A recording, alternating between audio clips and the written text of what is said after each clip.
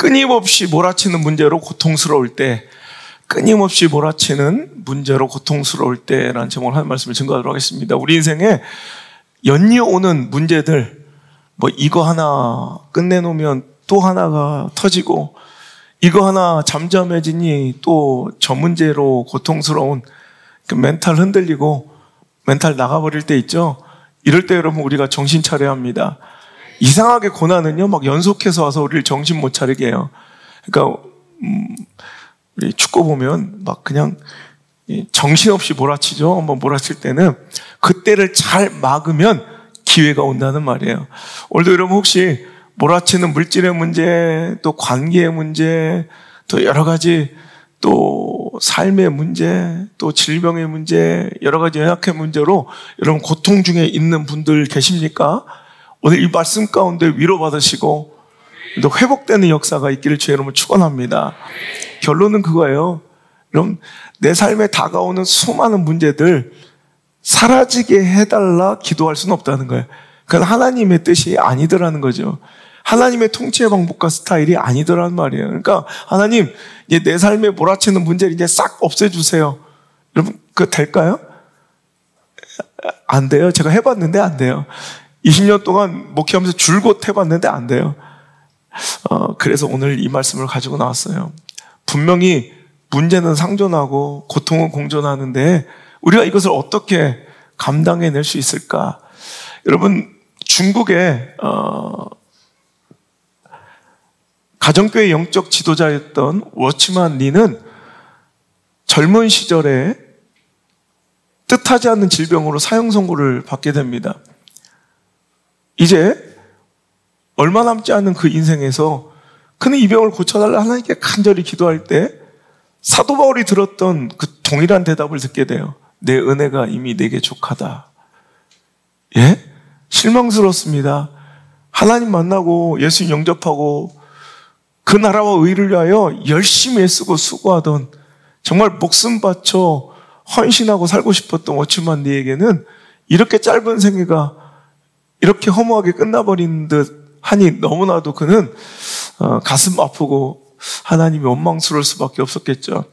그가 그렇게 힘겨운 나날을 지내다가 어느 날 잠이 들었는데 그날 꾼 꿈의 이야기가 유명합니다. 꿈을 꾸는데 자기가 매주 이제 배를 타고 저 어려운 지역에 가서 말씀을 전하고 복음을 전하는데 그날도 꿈에도 여지없이 그는 배를 타고 그 거친 강을 건너가고 있더라는 거예요. 그런데 갑자기 저 앞에 이 큰 암초가 이제 바위 덩어리가 나타나는 거예요. 정말 아슬아슬하게 그 부딪히면 이제 배는 파선이거든요. 겨우겨우 방향을 틀어 이제 그 암초를 겨우 가까스로 비껴나가게 되었는데 얼마 지나지 않아 또 암초가 보이더라는 거예요. 그때 그는 막 울부짖으며 하나님 이 강이 어찌 이렇게 험합니까? 내가 주님의 복음을 전하러 가는데 어찌 이렇게 암초가 많이 있습니까? 저 암초를 잘 피하게 해주세요. 그래서 겨우 또 피했어요. 그런데 또 눈앞에 또 암초가 있는 거예요. 하나님 정말 힘듭니다. 이 암초도 비껴가게 해주세요. 그 다음에 또 암초가 있는 거예요. 하나님 저 암초도 비껴가게 해주세요. 그럴 때 하나님께서 이런 음성을 주시더라는 거예요. 얘야, 내가 네 인생의 모든 암초를 치워주기를 기도하지 말고 차라리 이 강물의 수위를 확 높여달라 기도하거라. 수위가 높아지면 그 위협적이었던 암초는 내 삶에 아무런 문제가 되지 않더라는 말이에요. 암초가 싸그리 없어지는 것이 인생의 복이 아니고 물론 그것만 인생의 응답이 아니고 차라리 여러분 내 인생의 물질의 암초, 가난의 암초, 관계의 암초, 상실의 암초, 시련의 암초, 외로움의 암초, 질병의 암초, 자식 문제의 암초 여러분 얼마나 많은 암초들이 있어요. 그때마다 하나님 징징거리며 하나님 이것 피하면서 또 이런 문제가 찾아왔어요. 하나님 굉장히 절절해 보이고요. 굉장히 열심히 써 보이고요. 굉장히 신앙 뜨거운 것 같은데 그 반대일 수도 있어요. 오늘도 하나하나 문제마다 집착하며 그 문제 보며 고통스럽게 기도하고 하나님께 매달릴 것이 아니라 하나님 이따위 것들이 내 신앙에 문제되지 않도록, 이따위 문제들이 내 인생에 문제되지 않도록, 이따위 것들이 내 사역과 비전에 문제되지 않도록 하나님 이 쪼잔한 내 영성을, 하나님 이 허접한 내 믿음을, 하나님 내 은혜를 더 충만케 하여 주옵소서. 영적 수위를 확 높여주셔서 바위가 없어진 게 아니죠. 암초는 그대로 공존하지만 난 그 위를 마음껏 항해할 수 있는 여러분 그런 놀라운 역사와 은혜를 입게 된다는 말입니다. 여러분 얼마나 많은 문제가 오늘날 교회에 상존하고 있습니까? 코로나 팬데믹이 찾아와 많은 교회들이 문을 닫고요, 예배가 이제 점점점 축소되고 있고요, 많은 사람들이 은혜를 잃어버리고 떠나 방황하고 있답니다. 그러니 많은 교회들이 하나님이 코로나를 빨리 종식시켜 주시고 하나님 예배를 회복시켜 주시고 다시는 이런 질병과 전염병이 오지 않게 해달라고 기도합니다. 아니요, 저는 기도합니다. 하나님, 코로나가 끝나든 끝나지 않든 코로나 이후에 또 다른 팬데믹이 뭐 10개가 오든 100개가 오든, 코로나가 오든 입으로나 오든 발로나가 오든 메로나가 오든 뭐가 오든 그따위 것들이 우리의 예배를 훼손하지 않도록, 우리의 신앙을 훼손하지 않도록 우리들의 영적 수위를 확 높여주옵소서. 거칠 것이 없게 하시고 하나님의 뜻을 따라 keep going, 전진하는데 여러분 무리 없게 해달라고 우리 함께 기도합시다. 어떤 박해가 찾아와도, 어떤 곤란함이 찾아와도, 어떤 물질적 손해가 찾아와도, 어떤 관계의 상실과 이별의 아픔이 찾아와도 그런 암초들이, 오늘도 그런 바위들이 내 인생과 믿음의 항해의 배를 깨트릴 것이 아니라 오늘도 압도적인 하나님의 은혜로 더 충만하게, 더 충만하게, 더 충만한 성령의 감동과 기름 부음으로 그들을 훌쩍 지나쳐버릴 수 있는 한국교회가 되게 하여 주옵소서. 우리 교회가 되게 하여 주옵소서. 우리 믿음이 되게 하여 주옵소서. 우리 사역자가 되게 하여 주옵소서. 이렇게 기도해야 할 줄 믿습니다. 여러분, 이게 바로 부흥이라는 거예요. 부흥. 차고 넘치도록 하나님께서 부어주시는 그 충만한. 여러분, 우리가 문제가 없어서 믿음 지켰는가요? 어려움이 없어서 하나님 역사가 오늘까지 이어져 왔는가요? 라는 질문이에요. 하나님 역사를 성경, 여러분 에덴 동산의 인간의 범죄 이후부터 한 번도 하나님 역사를 막아서고 곤란케 하고 답답하게 하고 근심하게 하는 그런 도전과 갈등과 오히려 막힘이 없었던 시대가 단 한 번도 없더라는 거예요. 근데 그때마다 하나님은 그 모든 암초들을 뿌리째 뽑아주시고 싹 평탄케 해주셔서 그들을 그렇게 걸어가게, 전진하게, 믿음 생활 유지하게 그 은혜를 지켜나게 해주신 게 아니라 그것들이 문제되지 않을 정도로 더 충만한 자들을 세우신 거예요. 더 은혜 충만한 자들을 세우신 거예요. 그러니까 그들은 똑같은 고통과 문제와 갈등의 시대 속에 있는데도 그들은 그런 것들 속에서도 다른 사람처럼 절망하거나 낙심하거나 침체하거나 믿음을 저버리고 배신하고 동 돌리고 도망가지 아니하고 오히려 끝까지 죽을 때까지 전진하며 하나님의 나라와 그 뜻을 이루어내더라는 말입니다. 그러므로 우리는 하나님께 이제 그 거룩한 부흥을 달라 기도해야 합니다. 평양에 1907년에 임했던 그 엄청난 부흥이 여러분 조선 땅을 다 뒤덮어버리고 말았던 것처럼 오늘도 우리가 그 부흥의 중심점이 되게 해달라고, 놀라운 태풍의 중심점, 눈이 되게 해달라고, 성령의 불바람의 불쏘시개가 되게 해달라고 우리는 간구하며 기도해야 합니다.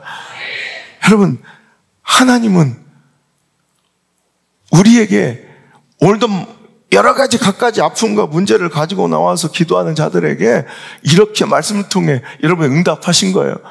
네 은혜가 네게 족하도다. 여러분, 이것은 거꾸로 말하면 여러분 하나님의 주신 은혜로 인하여 그 모든 것이 다 여러분 말도 같지 않게 한 방에 문제가 문제되지 않을 수 있다라는 선언입니다. 은혜면 족하다는 거예요. 내가 받고 있는 충분한 은혜로 말미암아 그것을 이길 수 있다는 선언이고, 또 하나님께서는 정답을 알려주신 거예요. 은혜만 받으면 돼. 더 충만하면 돼. 질병, 여러분 죽음, 사망, 공고, 핍박, 적신, 칼, 여러분 그 따위가 내 하나님을 향한 사랑을 끊을 소냐? 여러분 그 사람은 용기가 원래 겁세포가 없고 두려움이 없고 목숨 따윈 2개 정도 3개 정도 갖고 다니는 사람이 아니라, 사도 바울도 똑같이 우리처럼 두려움도 있고 어려움도 있고 아픔도 있고 곤란함도 느낄 줄 알지만, 무엇이 크기에, 무엇이 충만하기에, 무엇이 넘치기에, 은혜가 충만하게, 하나님을 향한 그 사랑이 흘러 넘칠 정도로 충만하니까, 야, 그따위 거 doesn't matter, 상관없어. 상관없어, 그따위 거. 그 문제가 작다는 얘기가 아니에요. 충분히 내가 이겨설 만큼, 넘어설 만큼 그 사태가 간단해서가 아니에요. 크든 작든 상관없다는 거예요. 왜? 나를 향하신 그 사랑과 내가 그분을 향한 그 사랑이 더 크기 때문에, 더 충만하기 때문에, 마치 그 위협적인 암초야, 여러분, 훌쩍 불어버린 강물에는 보이지도 않는, 내 삶이 전혀 거치는 문제가 되지 않는 것처럼 상존하고는 있지만, 공존하고는 있지만, 여러분, 오늘도 우리의 신앙생활과 기도생활이 어떤 때 너무 답답하고, 어떤 때 좀 허접할 때가 있어요. 맨날 와서 이거 하나까지 맨날, 목사도 피곤하고 하나님도 얼마나 피곤하시겠어. 자기 새끼 문제를, 목사님, 그러다가 골프 칠 때도, 아버지. 근데 그래, 골프장, 야, 아버지 좀 그만 불러라. 우리 하나님 이런 것까지 신경 써주시면 얼마나 피곤하시겠냐. 네 드라이버까지 책임져 주랴? 그냥 쳐, 대충. 얼마나 피곤하시겠어. 그냥 하나만 구해요. 압도적인 하나님의 은혜. 덮을 만한 충만한 은혜. 그 사랑, 여러분 부부 간에 혹은 사랑하는 연인 간에 문제가 없어요? 그럼 단점이 없어요? 봐봐.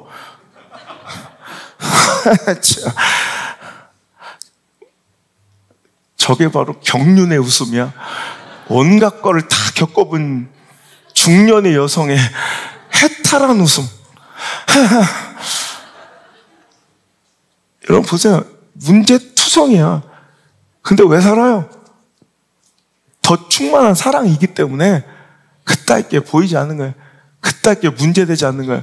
문제가 될 때가 있어요. 언제? 사랑이 말라버려. 사랑의 수위가 줄어들면 온갖 문제들이 막 계속 나타나. 그러면 미치겠다고 막 이런 문제들이 계속 나와. 이런 인간인 줄 몰랐다. 아니야, 원래 그런 인간이었는데 내 사랑의 수위가 압도적으로 높았기에 그 작은 단점들은 문제가 되지 않았던 거예요. 보이지도 않았던 거야. 문제들 하나하나, 여러분, 각서 쓰고 뽑고 고치려고 하지 마. 차라리 하나님 구하세요. 저 인간 이것도 고쳐, 저 잠버릇도 고쳐주시고, 저 또 도박벽도 고쳐주시고, 저 아주 남몽줄도 고쳐주시고, 술도 끊게 하시고, 막 이러면 하나님 압도적인 사랑을 주옵소서. 그냥 이 교회 이 문제도 고쳐주시고, 저 문제도 해결해 주시고, 저 문제도 저것도 목사 좀 다리 좀 안 떨게 해주시고, 막 이런 거 구하지 마. 그냥 압도적인 은혜를 주옵소서. 그 압도적인 사랑과 은혜가 있으면 그것들이, 암초들이 분명히 공존하는데 하나도 안 보여. 압도적인 은혜가 있으면 목사 넥타이 핀이 삐뚤어진 게 안 보여. 어떻게 자꾸 할 때마다 더 삐뚤어지는 것 같아. 그죠? 여러분, 압도적인 은혜가 주면, 여러분, 일일이 징징거리며 다 구하면서 나는 처량하다, 나는 가련한 여인이다, 맨날 나는 왜 이렇게 힘들고 핍박받고 나는 시련당하는 신앙인이라 맨날 징징거리며 교회만 돌아다니면 돼요? 여러분, 압도적인 은혜가 있고 그 엄청난 충만함을 느껴버리면 어떤 시련이 와도 갑자기 또 하나님 피곤하신 얘기하니까 또 갑자기 생각난 건데 하나 해줄까? 여러분, 벼룩이가요. 벼룩이는 너무 이 몸집도 작고 천대받는 인생인 자기가 너무 싫었어요. 벼룩이들이 어느 날 이렇게 하다가 하나님을 만난 거예요. 벼룩들이 하나님께, 우린 너무 왜 이렇게 창조하셔가지고 우리는 툭 하면 막 불로 태워지고 약 뿌리고 버려지고 힘도 없고 초라하고 사람들이 혐오하는 이런 인생을 살아야 됩니까? 네 소원이 뭐냐? 그때 한 벼룩이 믿음을 가지고 먼저 딱 하나님께 기도해버려. 하나님, 저는 이런 작은 몸짓, 이 비루한 인생 말고요, 소처럼 몸집도 크고 힘이 센 동물로 살고 싶어요. 하나님께서 그래, 네 믿음이 너를 구원하였다. 너 이제 소가 되거라. 그 벼룩이 소가 딱 돼버린 거야. 그 옆에서 보던 이제 다른 벼룩은 그 성취된 응답된 그 놀라운 역사를 보고 안 걸려. 그래, 하나님, 저는요 사람들 놀린 게 너무 뛰어봤자 벼룩, 이 말이 제일 듣기 싫어요. 저는 뛰어봤자 벼룩까지 그 조금 뛰는 인생이 아니라 아주 그냥 저 하늘 높이 창공을 나는 새가 되게 해달라고. 그때 하나님께서 그래, 너는 새가 되거라. 그래서 벼룩이 새가 되어 창공을 날기 시작하는 거예요. 또 세 번째 벼룩은 가만 생각해봐. 소는 힘이 세고 커서 좋긴 한데 가만 보니까 힘 세면 뭐예요? 평생 그 힘 때문에 일만 하고 살더래. 저는요 소처럼 눈에 너무 띄어서 사람들한테 평생 붙잡히 일만 하는 그런 인생은 좀 싫고 편하게 놀며 살고 싶다. 그러니까 쥐가 그렇게 편해 보이대. 쥐는 일도 안 해. 그냥 훔쳐만 먹어. 자유롭게 어디서나 일도 하나도 안 하고 소가 일해서 벌어놓은 그 창고의 곡식들을 갉아먹고 살더래. 날렵하고 맵신하고 꼬리도 간진하고. 그래가지고 난 쥐가 되고 싶다 그래. 그때 하나님께서 그래, 너도 쥐가 되거라. 다 응답됐어요. 그래서 옆에 보던 이 친구 쥐가, 이 벼룩이 갑자기 막 이제 막 흥분된 거야. 이거 봐라, 원하는 대로 다 해주시네. 그러니까 이제 욕심을 내서 다 구해버려. 하나님, 저는요 소처럼 힘도 세고 싶고 새처럼 하늘도 날고 싶고 쥐처럼 날렵하게 편하게 먹고 살고 싶어요. 다 이뤄주세요. 그때 하나님, 그래, 너는 그럼 소세지가 되거라.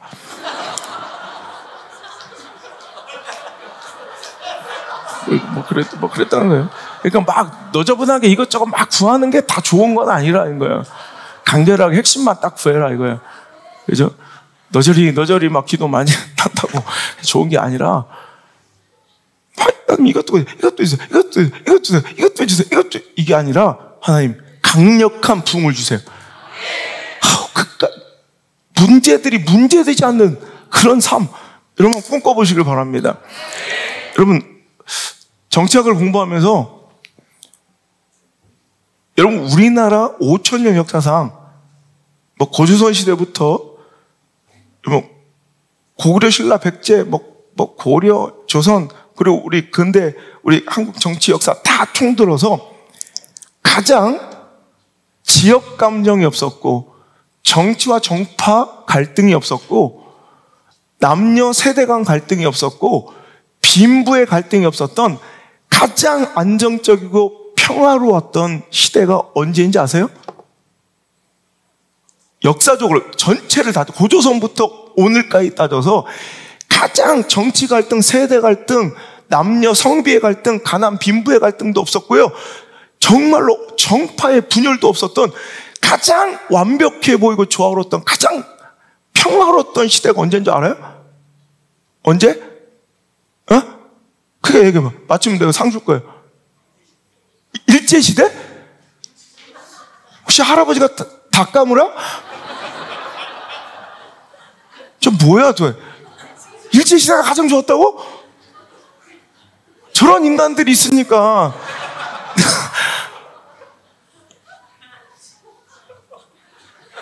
혹시 지금 할아버지 함자가 이완용 씨예요? 그때 이왕 가보면 그때가 제일 좋아. 전성기. 여러분, 우리 한국 역사상 가장 정파, 정쟁, 분쟁, 갈등, 빈부, 격차, 이 모든 것들이 없고 가장 평화로웠던 시대는, 이건 누구나 100%예요. 2002년이에요.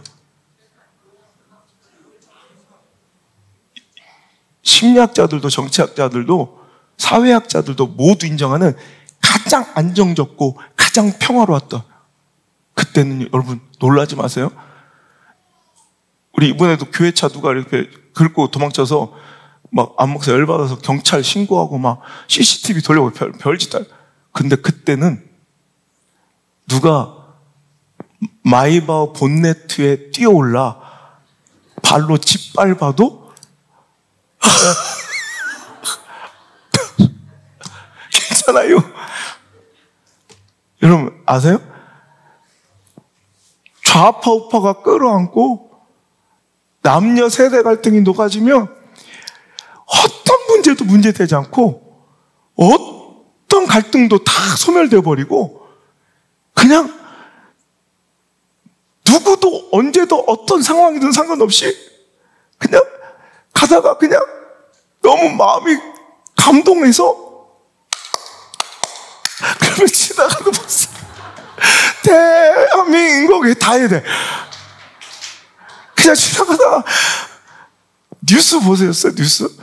상가집에서 아이고 갑자기 상가집에서 대한민국의 상주가 상가집에서도 막 그랬더니 뉴스 앵커가 아마 돌아가신 분도 전국에서 기뻐해 주실 것 같습니다 이러면서 이번에 다큐멘터리를 보는데 2002년도 거를 이렇게 제가 보다가 이영표가 그런 얘기를 하대요. 그때는 진짜 천국이었다고. 뭐 이거 모르는 사람도 그냥 뭐 옆에 누가 뭐 부족하고 목이 응원하는데 목마르면 그냥 자기 거 주고 어떤 사람이 뭐 추우면 그냥 자기 옷 벗어주고 뭐 누가 막 물빨 젖어서 여자들이 막 이렇게 좀 그러면 자기 옷 벗어 그냥 헤어지면 이제 다시는 못 볼 사이인데도 자기 그냥 명품 옷 줘. 이런 현상이 있었던 적이 한 번 있어요. 초대교회 성령님을 제가 자기 것 내 것이 없이 그냥 나누고 그냥 종과 상전의 갈등도 없이 가장 좋아했던 시대.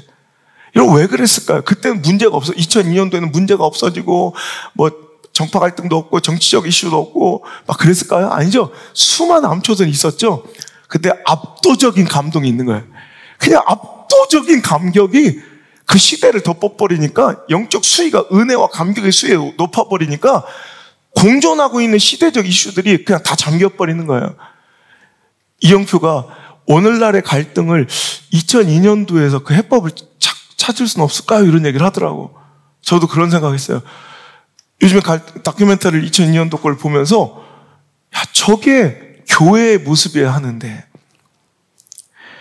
이런 감동을 신앙에서 누리며 우리 믿음과 신앙으로 이렇게 충만하여 모든 문제가 전혀 문제되지 않는 감격적인 영적인 부흥을 맛볼 수는 없을까? 이건 교회에서 기독교 신앙 가운데 있어야 할 모습이고 보여야 될 모습인데 어째 교회에서는 이런 모습이 보이지 않고 맨 이렇게 갈등할 것들이 보이고 뭔가 부족한 것이 보이고 욕할 것이 보이고 비난할 것이 보이고 그렇게 꼴보기 싫은 것들만 보일까요? 문제가 많은 교회라 문제가 많은 사람 속에 우리가 있어서가 아니라 혹시 내 은혜와 영성이 바닥나버린 것은 아닐까요? 여러분 영적 수위가 높아지는 시간 되길 바랍니다. 이제 새로운 한 해가 시작될 때는 영적 수위를 확 높여버려서 여러분 보세요. 은혜에도 수위가 있다는 거예요. 신앙에도 단계가 있다는 거예요. 오늘도 에스겔이 본 환상은요. 성전 동편 동쪽 문에서 물이 흘러나오는데 이게 생명의 생수가 흘러나오는 거예요. 마지막 그 결론을 보시겠지만 그 생수가 모여들어 바다를 되살리고 그 생수의 강을 이룬 곳 옆에는 생명이 자라나 움텄다는 거예요. 여러분 은혜는요 생명수입니다. 그 생수의 강이 이제 예배 가운데 흘러넘치는데 근데 그 은혜가 내가 오늘 경험하는 은혜가 오늘 여러분 천척을 나가서 재어보니 발목까지 차오를 때가 있다는 거예요. 여러분 분명히 그 시원함을 맛보게 돼서 찰랑찰랑 재밌어요. 근데 여러분 물놀이 할 때 발목에서 찰랑찰랑 하는 사람들은 여러분 오늘 거기서 해수욕을 할 의지가 있어요 없어요? 온팡지게 내가 오늘 여기서 머물 거라는 의식이 없어요. 그러니까 여기서 한 달 정도 살 사람은 발목에 잠기지 않아요. 빤스 입고 뛰어들지. 발목에 물도 물이고 뭔가 경험인 것 같지만 언제든지 그들 육지로 올라와 발 탈탈 털 수 있는 신앙이 발목 신앙이에요. 그죠? 오늘도 분명히 저 사람이 은혜 안에 있어 지금. 근데 언제든지 나는 벗어놓은 양말로 물기만 살살 말리고 모래만 털면 언제든지 신발 신고 다시 옛날 삶으로 돌아갈 수 있는 사람. 이건 은혜보다 내 의지가 더 충만한 거야. 근데 또 저 깊이 가보니까 무릎까지, 무릎 정도면 휘청휘청하긴 해요. 물살이 무릎 정도 찬 데를 계곡 지나가면 여러분 휘청휘청하지만 그래도 아직도 내 자아 의지대로 마음껏 내 방향, 내가 원하는 곳으로 갈 수 있는. 근데 은혜는 꽤, 신앙의 현장은 꽤 차 있는 것 같지만 그래도 여전히 내 자아로, 내 임의대로, 내 소견대로 살아가는 것이 수월한 사람들이 있어요. 근데 이제 좀 지나니까 허리까지, 허리는 이거 완전히 완전히 이제 내 의지가 박탈당한 거예요. 그런데 그래도 아직도 머리는 안 잠겨 있어. 살아있어요.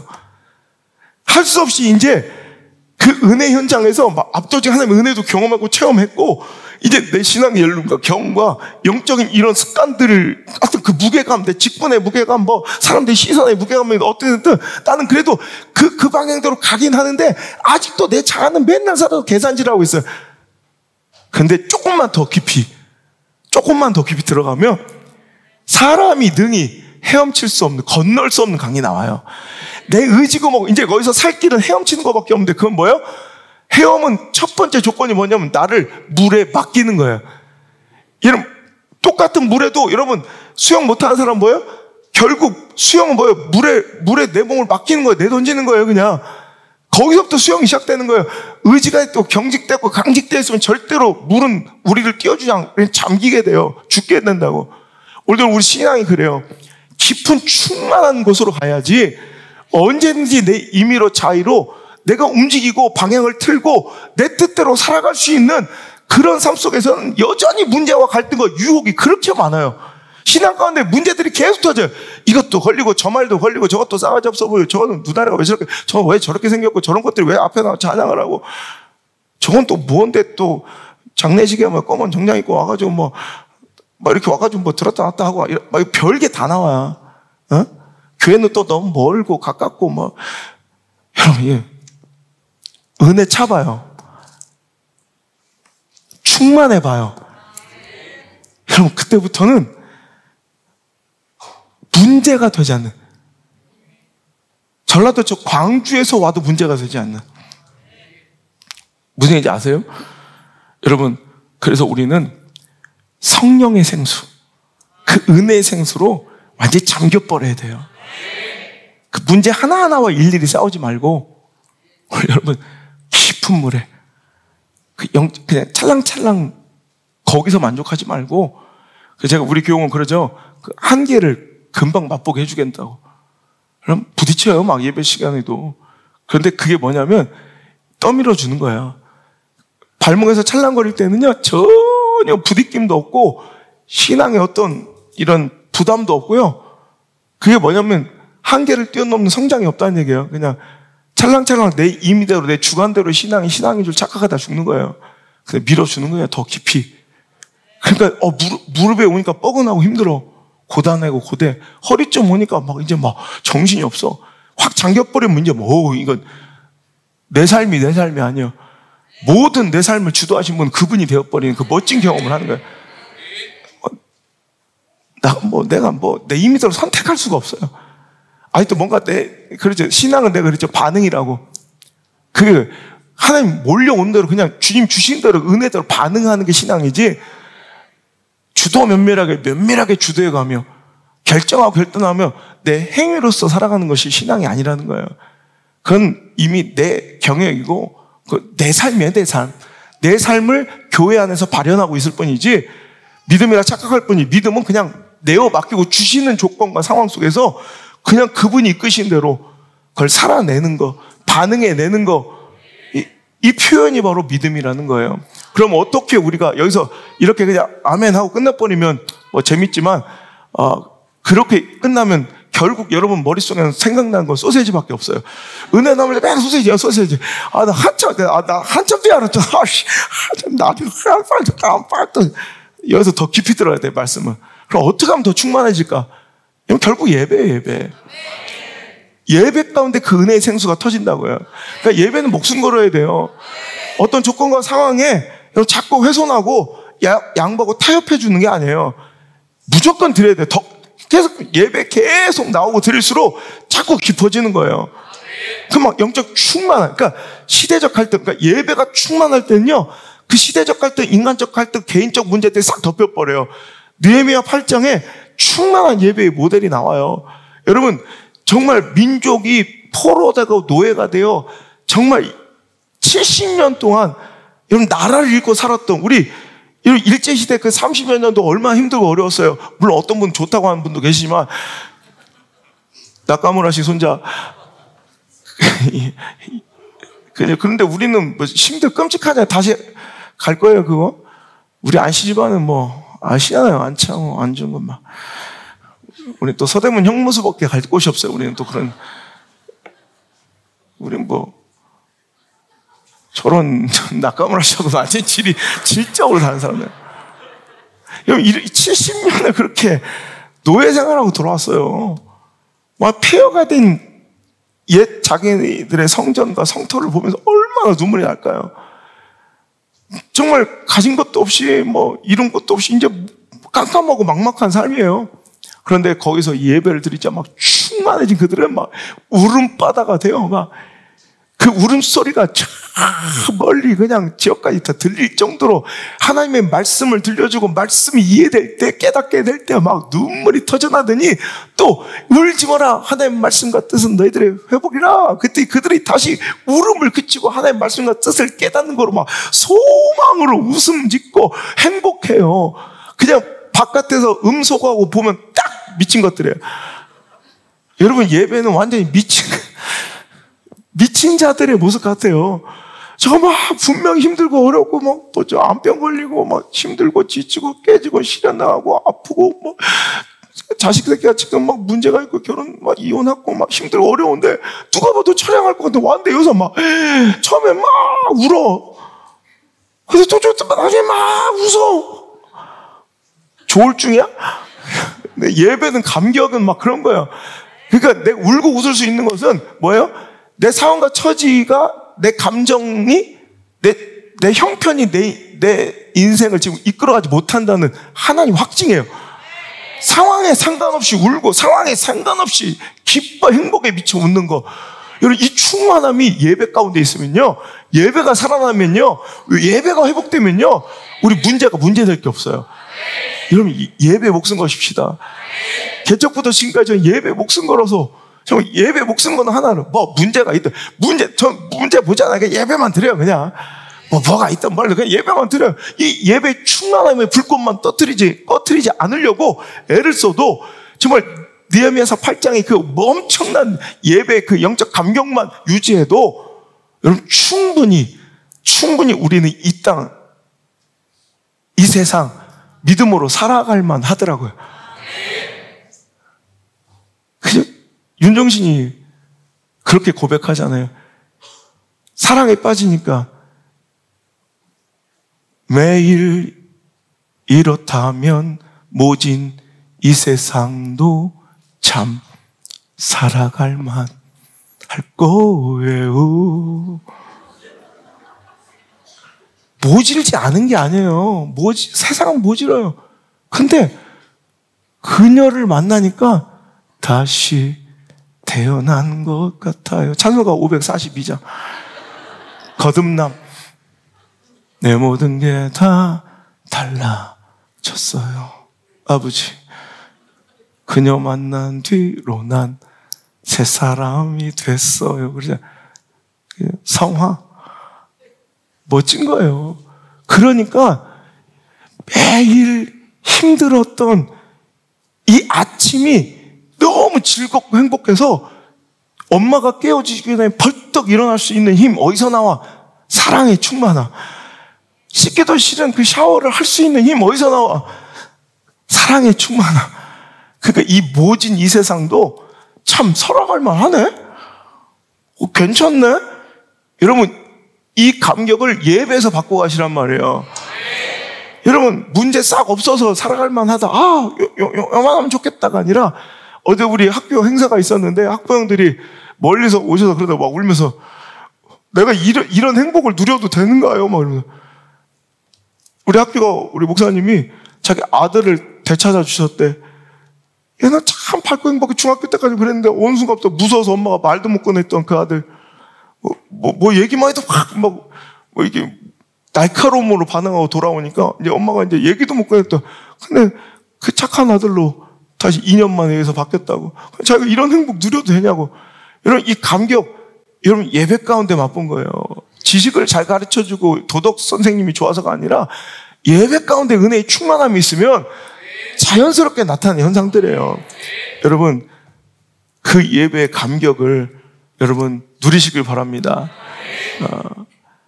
두 번째로는 더 깊이 기도하는 거예요. 영적 수위를 높인다는 건 더 뜨겁게 예배하고 더 깊이 기도하라. 여러분 한나가 생각나요. 한나 이 문제 끝날까요? 매일 암초일걸요? 여러분 사무엘상 1장 6절 한번 읽어볼게요. 시작. 여호와께서 그에게 임신하지 못하게 하심으로 그의 적수인 분인나가 그를 심히 격분하게 하여 괴롭게 하더라. 자, 이 문제가 어떻게 끝나요? 자기는 아기를 못 갖고 남편의 사랑을 받아. 근데 아기는 낳지만 남편의 사랑을 못 받는 이 분인나가 자기를 막 격분하게. 여러분 이거 문제 어떻게 그죠? 어떻게 이 문제가 끝나겠어요? 그때 7절 시작. 매년 한나가 여호와의 집에 올라갈 때마다 울고 먹지 아니야. 이거는 뭐 한번 일회성으로 딱 끝내고 정리하면 될 문제가 아니라 이거 죽을 때까지 가지고 가야 될 문제예요. 이건 계속 고통스러워. 여러분 그런 문제들 있으시죠? 이건 뭐 계속 끝나지 않을 고통스러운 문제들의 연속이 있죠? 여러분 이거 어떻게 끝내? 여러분 이럴 때 방법이 있다는 거예요. 그때 한나는 어떤 선택을 했어요? 오늘 내 이 문제 끝낸다. 일로 와봐. 분이나 머리 이렇게 확 잡고 싸대기를 타고 이번 김장김치를 들어서 김장김치 싸대기를 때려 빠밤 하고 끝내요? 아니죠. 분이나 너 정말 하더니 우리의 삶의 문제가 왜 자꾸 꼬인지 알아요? 팔 걷어붙이고 분이나 머리끄댕이를 잡기 때문에 그래요. 우리는 힘들고 어려운 문제가 계속 찾아올 때 팔 걷어붙이고 생명줄 되는 기도줄을 잡아야 돼요. 10절에 한나가 마음이 괴로우니 분이나 찾아가서 깔치를 뜯었다라가 아니라 한나가 마음이 괴로워서 여호와께 기도하고 통곡하더라. 12절 그가 여호와 앞에 오랫동안 기도하는 동안에 보세요. 이제는 그냥 내가 옛날 했던 기도가 아니라 어떤 거에도 더 깊은 기도. 보이시죠? 오래도록 통곡하며 오늘도 간절히 여호와를 찾아요. 이게 영적 수위가 높아지는 거예요. 기도에서 내가 원하고 꿈꾸는 방향대로 모든 삶이 딱 이렇게 조형물처럼 완성되고 꽃처럼 딱 세팅돼야 끝나는 게 아니라 어떤 때는요 기도하는 가운데 풀려버려요. 그럴 때 많죠. 이건 심각한 내적 갈등, 특히 관계의 문제에 대해서 막 너무 힘들고 지치고 정말 미운 사람도 있어요. 그런데 처음엔 기도해요. 이 문제 갈등이 내가 원하는 방향이 있어요. 그래 코가 깨져버리거나 막 이사가 가버리거나 막 우리가 안 나왔으면 좋겠다 막 이런 기도를 한다고. 그런데 기도를 계속해요. 그런데 기도하는 가운데 그냥 다 풀려버려요. 그 관계가 그대로. 너무 고개 그렇게 끄덕거리지 마요. 그럼 다 옆 사람 보잖아. 그 사람도 자기를 위해서 그렇게 기도했대. 그러니까 여러분 다 그렇게 풀려버린 거예요. 그냥 희한해요. 왜냐하면 그 사람도 그대로 분인나는 갑자기 싸가지가 있어졌을까요? 분인나는 갑자기 개념이 없다가 있어지고 싸가지가 없다가 있어져요? 아니죠. 똑같은 분인나예요. 다만 내가 기도함으로 더 뜨겁게 더 깊이 기도함으로 영적 수위가 높아지니 그런 게 잠긴 거예요. 그냥 수면 아래로. 오늘 여러분 기도하시길 바라요. 세 번째로는 더 굳건한 뜻을 세워야 돼요. 그러니까 그냥 왜 힘드냐 문제가 신앙 가운데 문제가 막 이건 신앙 영적인 문제일 때가 많은데 영적인 갈등들 유혹이 많아요. 막 계속 왜 이렇게 나는 신앙생활 힘들지 이런 사람도 있어요. 그냥 맨날 갈등하기 때문에 힘든 거예요. 더 굳건하게 뜻을 딱 세워버리면 그때부터는 힘이 들지가 않은데 맨날 갈등하고 유혹받으니까 힘든 거예요. 무슨 얘기인지 아세요? 다니엘이 만약에 포로로 끌려갔어요. 여러분, 하나님의 사람 백성이, 아니, 이방 민족에게 잡혀갔어요. 이게 어찌 보면 우리들의, 여러분의 삶일 수도 있어요. 교회 안에서만 머물 수 없잖아요. 우리가 믿음 생활을 하지만 세상 속에 나가 살잖아요. 세상 그들이 갑이잖아요. 어찌보면 우리는 그들 밑에 있을 수도 있어요. 권력이나 세상적 기준과 잣대로는 우리가 을처럼 보여요. 그럴 때 그들이 요구하는 모습과 생활의 패턴, 방식들이 있고요. 그들이 요구하는 불신앙적 요소들이 얼마나 많아요. 그때마다 맨날 갈등하고, 하나님, 오늘 밤도 이기게 해주세요. 오늘 밤도 나가서 술 안 먹게 해주세요. 오늘 밤도 돼지 대가리 제사할 때 전환하게 해주세요. 오늘 밤도 여러분 맨날 그렇게 싸울 거예요? 오늘 1차 때도 이기게 하시고, 2차 때도 이기게 하시고, 3차도 이기게 하시고. 여러분, 그럼 돼요? 여러분, 그럼 매일 너무 고통스럽고 힘든 나날이에요. 다니엘은 어떻게 했대요? 1장 8절, 다니엘은 뜻을 정해버린 거예요. 여러분, 뜻을 정해버리세요. 내 삶에 그냥 정해지는 건 뭐예요? 확정되는 거예요, 그냥. 뽑을 수 없는, 옮길 수 없는 내 삶의 규정, 내 삶의 스탠다드, 내 삶의 기준을 딱 세워버린 거예요. 믿음, 말씀, 딱 세워버리니까, 이제 난 죽든 살든 이게 내 방향이야. 이게 내 기준이야. 저 우상에게 드린 재물 난 먹을 수 없어요. 황관장이 얘기해요. 나 뜻을 정했어요. 굳은 결심했어요. 그거 딱 해버리니까, 그럼 뜻을 정해버리면 순종도 가능하고, 그 못하던 헌신이 가능하고, 못하던 선교도 가능하고, 드림이 가능해져요. 뜻을 정하지 않으니까 맨날 상황 따라 갈등하고, 처지 따라 개선하고, 형편 따라 흔들리죠. 뜻을 굳게 세워버리니까, 그런 경험 해보신 적 있죠? 이거 내가 못할 것 같아, 힘들 것 같아. 그런데 저는 그래요. 제가 잘 쓰는 방법은, 제 장점이나 단점이 입이 방정해요. 지금 어릴 때부터 제가 좋은 긍정적인 것들은 일부러 내가 가장 존경하고 존중하는 사람들 앞에서 얘기를 해버려요. 내가 영국 유학 너무 가고 싶어요. 근데 우리 집안 형편과 꼬라지는, 우리 아버지 안봉규 씨 보세요. 나 유학 보내주게 생겼나. 그런데 내가 가장 존경하는 교수님 맨날 찾아가서 전 영국 유학 갈 겁니다. 런던으로 갑니다. 구체적으로 계속 얘기하는 거예요. 송별회를 6차례 하고 안 가면 두드려 맞아 죽게 생겼어요. 할 수 없이 가는 거예요. 할 수 없이. 뜻을 정하는 거예요. 그럼 상황을 이길 힘이 나와요. 처지를 이길 힘이 나와요. 형편을 뛰어넘을 수 있는 상황이 만들어져요. 그 유명한 분의, 그쵸, 성경 말씀에 한 2절 정도 더 기록이 된다면 이 말씀은 한번 기록될 수도 있을 것 같다는 생각이 드는 말씀이 있어요. 마음이 없으면 핑계만 보이고 마음이 있으면 길이 보인다. 그냥 역작이에요, 역작. 그 다음 그 개정판이 아마 내년 20주년 기념이나 이렇게 해서 2024년도나 2023년도에 나올 거예요. 제가 지금 쓰고 있는데, 여러분 그거 멋있지 않아요? 뜻을 정하면 길이 생겨요. 여러분, 문제마다 갈등하고 유혹이 올 때마다 싸우고 사는 거 힘들지 않아요? 아예 확실하게 뜻을 정하고 마음을 결단해버리고 하나님의 말씀과 뜻을 내 인생에 확고부동한 요지부동의 여러분 기준으로 삼아버리세요. 그리고 순종하면 오히려 인생이, 삶이 편해요. 새벽기도, 주일성수 할까 말까 올까 말까 갈등하는 인생들, 십자 드릴까 말까 막 이렇게 갈등하는 인생들은 죽을 때까지 제일 힘들고 버거운 삶을 살아요. 그냥 뜻을 정하고 굳은 결심으로 그래 버리면 11조 힘들어? 힘들죠. 근데 힘들었던 환경도 있었지. 근데 할까 말까 하다가 그때가 제일 힘들었을까 아마. 알잖아 우리. 할까 말까 하다가 힘들었을 때 있잖아. 그때가 실은 인생 중에 제일 힘들어. 뜻을 정해버리니까 오히려 그 다음부터는 쉬워. 이게 인생의 지혜예요. 여러분 힘들 때는 지금 갈등하고 있을 때예요. 제가 제일 힘들 때는 뭔지 알아요? 요 집회 내가 선택할 수 있을 때 갈까 말까 이럴 때가 제일 힘들어요. 근데 이제 확고부동을 정해져 버리면 안 갈 수 없어. 그때 차라리 편하게 그냥 가면 되는 거니까. 여러분, 우리 인생도 그래요. 여러분, 올 뜻을 정하지 않아서 그래요. 굳은 결심 안 해서 그래요. 여러분, 뜻을 정하면 수많은 암초들이, 그 많던 문제와 갈등, 유혹들이 다 사라져버려요. 대학에 들어가잖아요? 신앙을 위협하는 암초들이 엄청 많아요.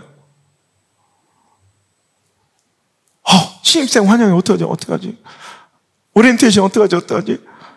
하나님, 오리엔테이션 이기게 하시고, 내 옆에 앉은 선배는 크리스찬 만나게 하셔서 술을 권유하지 않게 하시고, 그게 끝나니까 또 2차가, 주여 2차에도 임하여 주셔서 또 소세지 낼래, 소세지?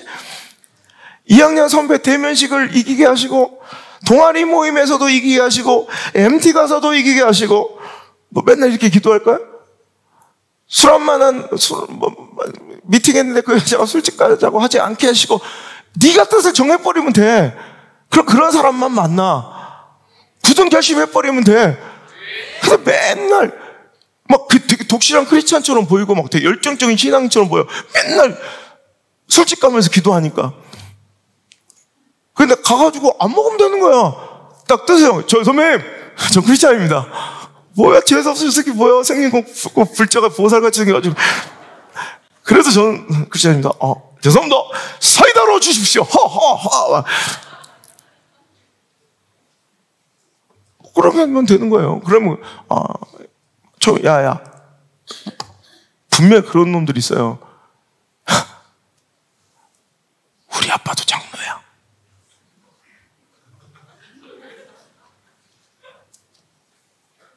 나도 모태신앙이야. 그냥 줄 때 처먹어. 당신은 그렇게 살아가지 모르죠. 저는 아닙니다. 딱 뜻을 정했습니다. 저 안 먹겠습니다. 딱 하면 처음에는 뭐야? 너 내가 물로 보여? 아니요. 타락한 장로 아들로 보입니다. 이러면 변변찮은 믿음으로 보이네요. 그러고 뜻을 정해버리면 되는 거예요. 뭐가 문제야? 그럼 저 새끼는 건들면 안 되겠구나. 뭔가 심각한 정신적 문제가 있구나. 그래서 안 건드려요, 이제. 그럼 암초가 없는 건 아니에요. 내 옆에 그냥 계속 술 먹는 자리와 모임과 선배들은 계속 그대로 있어요. 내 영적 수위가 확 높아져서, 그래도 그게 문제가 되지 않는 거야. 우리 신입생들 위해서 얘기하는 거야. 가서 잘 살아. 처음에 뜻을 정하는 게 중요하다고. 여러분, 나도 개척 때부터 뜻을 정하고 굳은 결심을 했어요. 여러분 아실 거예요. 제 흔들지 않는, 죽어도 못 건드는 가치들. 그 뜻을 정해버린 거예요. 그거 한 번만 약간 타협해주면, 당신은 더 좋아질 수 있는데, 그러기 싫어. 굶어 죽어도 나는 그거 싫어. 딱 뜻을 정한 거예요. 굳은 결심했더니, 뜻을 굽히지 않으니 별로 거치는 게 없어요, 제 목회는. 여러분, 저 보시면 제가 두려워가 나 거치는 게 있어요? 없죠?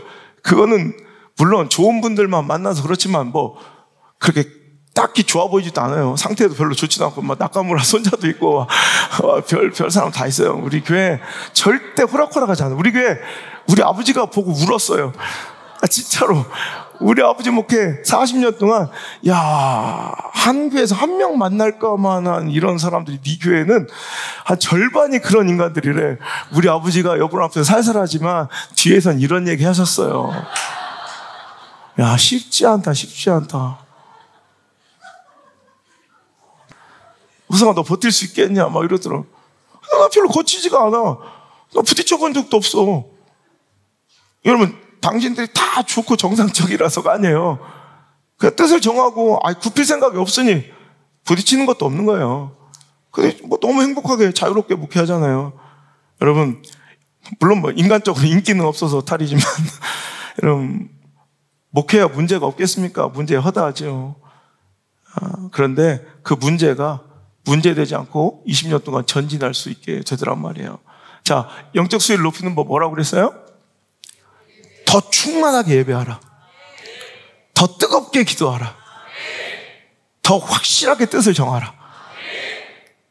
자, 다시 한번 더 충만하게 예배하라. 더 뜨겁게 기도하라. 더 확실하게 뜻을 정하라. 이게 영적 수위가 올라가 버리는 거예요. 그럼 수많은 문제의 암초들은 없어져 버려요. 그냥 잠겨 버려요. 자, 그렇다면 생각해 보세요. 이런 정형적인 영적 수위의 충만함, 영적 부흥, 이 높은 수준의 영적 수위의 가장 멋진 모델이 바로 예수님이에요. 예수님은 이 땅에 우리 인간의 몸을 입고 오셔서 이렇게 하나님의 뜻을 지켜내셨고, 이렇게 공생애를 사역해내셨어요. 이렇게 십자가까지 승리하셨어요. 예수님은 늘 예배에 목숨 걸라 하세요. 요한복음 4장에 방황하는 여인을 보며 그 여인의 인간적 문제를 해결해 주지 않아요. 관계 문제를 해결해 주지 않아요. 그의 고독함을 해결해 주지 않고 13절, 14절에는 그 여인한테 무슨 말씀하세요? 시작. 예수께서 대답하여 이르시되 이 물을 마시는 자마다 다시 목마르려니와 내가 주는 물을 마시는 자는 영원히 목마르지 아니하리니 내가 주는 물은 그 속에서 영생하도록 솟아나는 샘물이 되리라. 여러분, 우리는 더 충만한 은혜의 샘물을 구해야 돼요. 그죠? 근데 예수님이 솟아나는 샘물이시래요. 오늘도 더 깊은 영성과 영적 수위를 유지하려면 예수님께로 나가야 돼요. 그러시더니 이런 말씀을 하신 거예요. 23절 시작. 아버지께 참되게 예배하는 자들은 영과 진리로 예배할 때가 오나니 곧 이때라. 아버지께서는 자기에게 이렇게 예배하는 자들을 찾으시느니라. 하나님은 영이시니 예배하는 자가 영과 진리로 예배할지니라. 아멘. 보세요. 오늘도 예수님이 생명의 생수의 근원이시라고 말씀하신 이후에, 그러니 뭐 하래요? 예배하라는 거예요. 예배에서 흘러나오는 그 생명의 강이 우리를 살리고 회복시킨다는 거죠. 그러니까 예배 안에서 우린 살아야 돼요. 예배 안에서 우린 소망을 얻어야 돼요. 예배 안에 잠겨야 돼요. 예배, 발목까지 까짝까짝하는 마당만 밟는, 뜰만 밟는 예배가 아니라 지성소 깊은 곳까지 내 삶을 잠가버리는 예배가 돼야 돼요. 그리고 예수님은 그 충만한 예배 다음에 뜨겁게 기도하시기를 멈추지 않으셨죠. 여러분, 예수님께서 누가복음 22장 39절 시작. 예수께서 나가서 습관을 따라 감람산에 가심에 제자들도 따라갔더니 그곳에 이르러 그들에게 이르시되 유혹에 빠지지 않게 기도하라. 예수님은 뭐 했대요? 습관을 따라 기도하신 거예요. 유혹에 빠지지 않도록, 시험에 예수님조차도 육신을 입고 이 땅에 오셨을 때 수많은 시험과 유혹들이, 수많은 암초들이 예수님도 당하신 거예요. 그런데 예수님은 어떻게 이기셨어요? 한나가 그랬다. 예수님도, 여러분, 우리 인간으로 오셨을 때는 뭐 하셔야 돼? 뜨겁게 기도하는 거예요. 습관을 따라 매일 기도하는 거예요. 그러더니 41절 그들을 떠나 돌 던질 만큼 가서 무릎을 꿇고 기도하여 41절 시작. 이르시되 아버지여, 만일 아버지의 뜻이거든 이 잔을 내게서 옮기시옵소서. 그러나 내 원대로 마옵시고 아버지의 원대로 되기를 원하나이다 하시니 천사가 하늘로부터 예수께 나타나 힘을 더하더라. 예수께서 힘쓰고 있어 더욱 간절히 기도하시니 땀이 땅에 떨어지는 핏방울같이 되었더라. 유혹이 있어요. 두려움이 있어요. 몰아치는 여러분 시련들과 아픔들이 계속 여전히 상존해요. 예수님 어떻게 하셨어요? 여러분, 땀방울이 핏방울처럼 더 간곡히 간절히 기도할 때 여러분 하나님의 도우심으로 그 힘든 위기와 어려움을 정말 끊임없이 이어지는 그 고통스러운 나날을 이겨낼 수 있는, 여러분 감당할 수 있는, 살아낼 수 있는, 버틸 수 있는, 견딜 수 있는 힘이 생겨나더라는 거예요. 여러분, 기도하는 가운데 여러분 느끼셨는지 모르겠지만 기도하는 가운데 예수님은 뜻을 정해가요. 아버지 원대로 없어서 내 뜻대로만 없이고 아버지의 뜻대로 해달라고 기도하며, 여러분 누가복음 9장 51절에도 예수님은 뜻을 정하셨대. 시작. 예수께서 승천하실 기약이 차감해 예루살렘을 향하여 올라가기로 굳게 결심하셨다. 여러분 보세요. 여러분 예배를 통해 민족의 그 모든 아픔과 서름들이 다 녹아내리던 느헤미야의 예배처럼 기도를 통해 매일같이 반복되던 매년 괴롭고 통곡했던 한나의 분인나 같은 문제가 소멸되듯 다니엘처럼 굳은 결심 뜻을 정하니 그 삶에 찾아오는 그 세상의 시련과 유혹과 신앙의 위기들이 전혀 위기가 되지 않고 시련이 되지 않고 오히려 역전하여 그가 크고 높이 쓰임받는 영적인 통로와 도구가 되듯 예수님도 예배하시고 기도하시고 굳은 결심으로 뜻을 정하시고 묵묵히 예루살렘으로, 묵묵히 여러분 십자가 여러분 그 자리까지 끝까지 그 유혹을 이기고 걸어가셨다는 거예요. 여러분 암초들이 없어지지 않고 내 삶에 여러분 거치는 그 모든 것들을 압도할 수 있는 은혜를 원하십니까? 예배에 목숨 것이고 뜨겁게 충만하게 예배할지어다. 더 간절히 간곡히 기도할지어다. 그리고 확실하고 확고하게 요지부동의 여러분 뜻을 정하고 굳은 결심으로 살아갈지어다. 시대의 냉대, 제자들의 배신, 육체적 고통, 그 공생의 사역 가운데 예수님이 얼마나 많은 문제와 아픔과 내적 갈등이 있으셨겠어요. 하지만 예수님은 문제와 싸우지 않으셨어요. 그럴수록 뜻을 정하시고 굳게 결심하시고 순종의 길, 사명의 길을 꿋꿋이 걸어가시더라는 거예요. 이것이 바로 모든 문제를 이기는 가장 확실한 방법이더라는 거죠. 결국 영적 수위를 높이는 방법, 그 길은 예수님을 향하는 거든, 예수님처럼 사는 거고, 예수님과 동행하면 우리 영적 수위가 높아지는 거예요. 여러분, 오늘도 우리 삶에 끊임없이 몰아치는 문제로 고통받고 아파하십니까? 자, 이제 더 충만하게 예배합시다. 더 뜨겁게 기도하시고 더 확실하게 뜻을 정하세요. 예수님처럼 굳은 결심하셔서 우리 예수님처럼 살면, 예수님과 결이 같이, 방향을 같이 예수님과 함께만 걸어가면 여러분 충만한 삶을 살 수 있어요. 그리고 그 예수님 때문에 그 모든 삶의 문제를 압도적인 하나님의 기쁨과 은혜로 그분에게부터 공급받던 사랑으로 넉넉히 이기게 될 줄 믿으시면 아멘. 찬양합시다.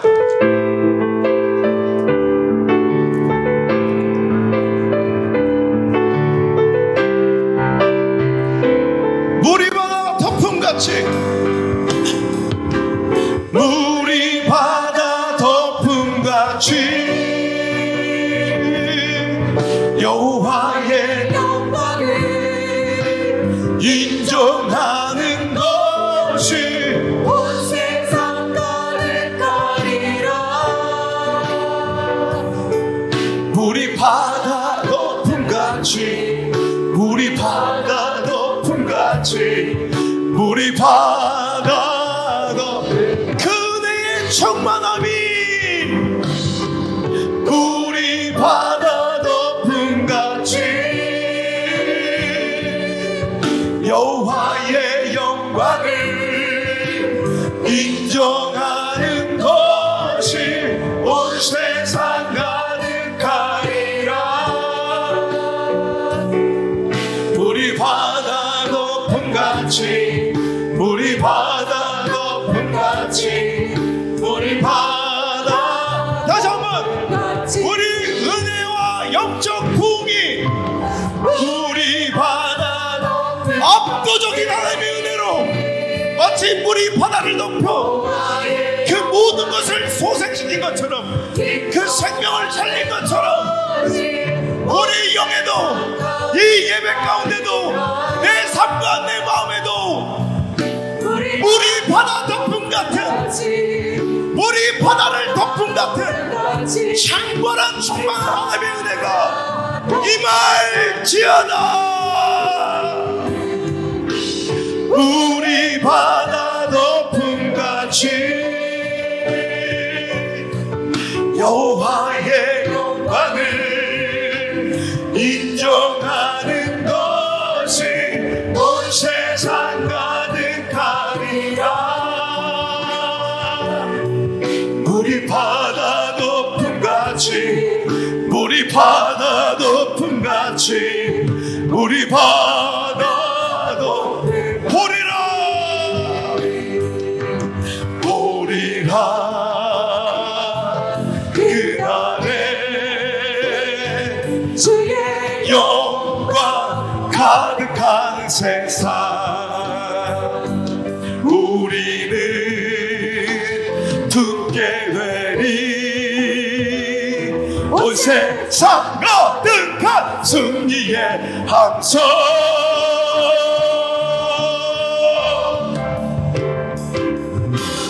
우리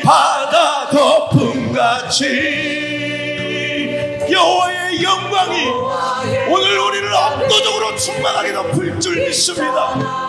것이 온 세상 가득하리라. 우리 바다 높은 같이, 우리 바다 높은 같이, 우리 바다 높은 같이, 우리 바다 높은 같이 여호와의 영광을 인정하는 것이 온 세상 가득하리라. 다같이 우리 바다 높은 같이, 우리 바다 높은 같이, 우리 바다 높은 같이 때문에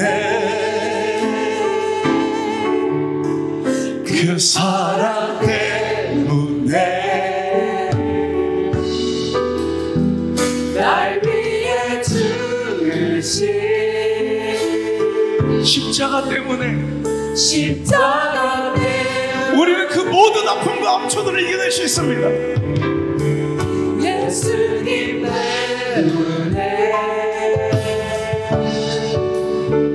그 사랑 때문에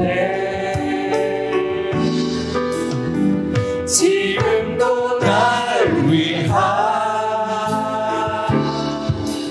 그 기도 소리 높여 다시 한번 예수님 때문입니다. 예수님 때문에 그렇습니다. 그 사랑 때문에 날 위해 죽으신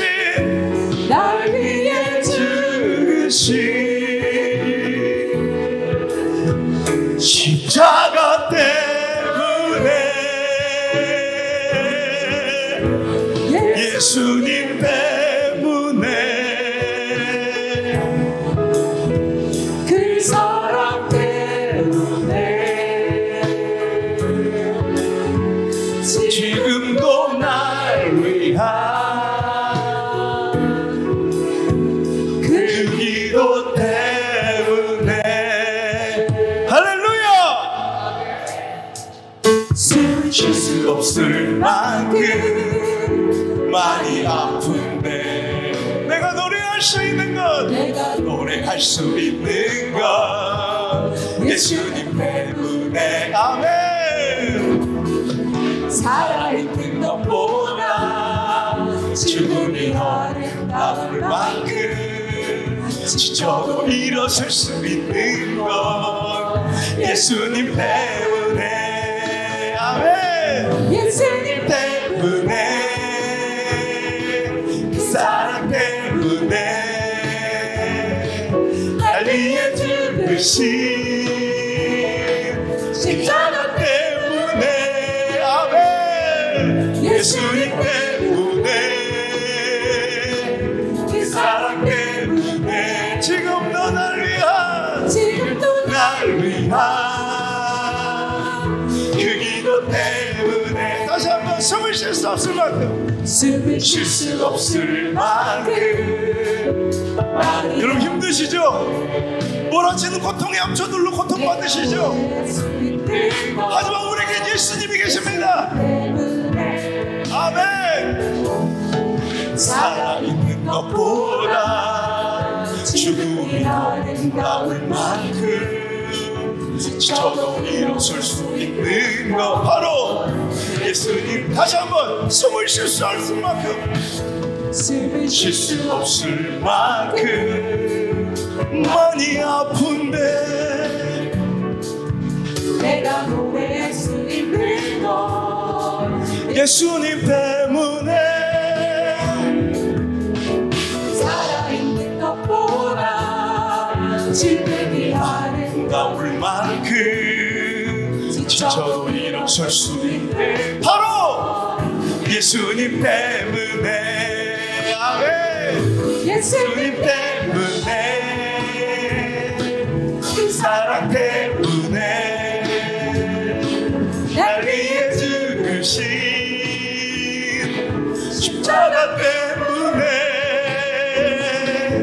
예수님 때문에, 그 사랑 때문에, 지금도 날 위한 그 기도 때문에, 예수님 때문에, 예수님 때문에, 그 사랑 때문에, 날 위해 죽으신 십자가 때문에, 예수님 때문에, 그 사랑 때문에, 지금도 날 위한 그 기도, 예수님 때문에, 예수님 때문에. 우리 주님, 사랑 때문에, 이 고백을 얼마나 기쁘게 듣고 계실까요? 우리 하나님, 이 고백이, 이 찬양이 얼마나 아름다우실까요? 사랑 때문에, 우리의 마음입니다. 주님, 우리의 믿음입니다. 받아주시옵소서. 지금도 날 위한 그 기도 때문에, 예수님 때문에, 오직 그 사랑 때문에,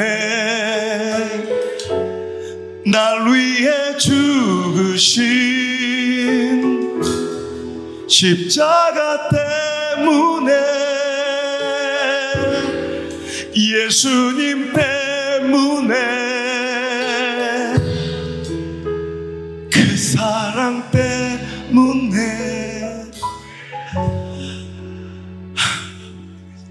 지금도 날 위한 그 은혜 때문에. 주님 때문에 살 수 있습니다. 그 은혜 때문에 버틸 수 있습니다. 그 사랑 때문에 견딜 수 있습니다. 이 예배 때문에 살아낼 수 있습니다. 감사합니다. 내 삶의 모든 암초 같은 문제들 싹 다 치워달라 어리석고 어리숙하게 기도하지 않겠습니다. 주님, 압도적인 하나님의 은혜로 저를 더 충만케 하여 주옵소서. 우리 교회 예배 현장에 영적 부흥을 허락하여 주옵소서. 주여, 우리의 영적 수위를 높여주셔서 세상의 문제가 문제되지 않게 하시고, 다시 코로나 팬데믹 같은 문제와 상황이 올지라도 예배가 훼손되지 않게 하시고, 우리 신앙과 믿음은 전진할 수 있게 인도하여 주옵소서. 이제는 나를 위해 피 흘려 돌아가신 예수 그리스도의 그 크신 은혜와 나 같은 죄인 살리시기 위하여 독생자 아들을 십자가에 다시기까지 그 아픔과 고통을 참아내신 우리 하나님 아버지의 이해 못할 큰 사랑과, 오늘도 날 위해 이곳에 계셔서 나를 지지하고 응원하시며, 나를 고치시고 치료하시며, 가르치시며 인도하시는 보혜사 성령님의 그 따뜻한 손길이 오늘 이 자리에 나와 주님의 나를 위하여 죽으심을 기념하며 성찬 예식을 거행하고, 예수님 때문에 저는 이 세상 살만합니다. 하나님이신 은혜로 인하여 나는 이 세상 소풍처럼 살아내렵니다. 결단하며 다시 삶 속으로 돌아가는 우리 사랑하는 모든 성도들 머리 위에 이제 1초도 떠나가지 마시고, 1초도 떠나지 마시고 영원토록 함께 계시옵소서. 아멘.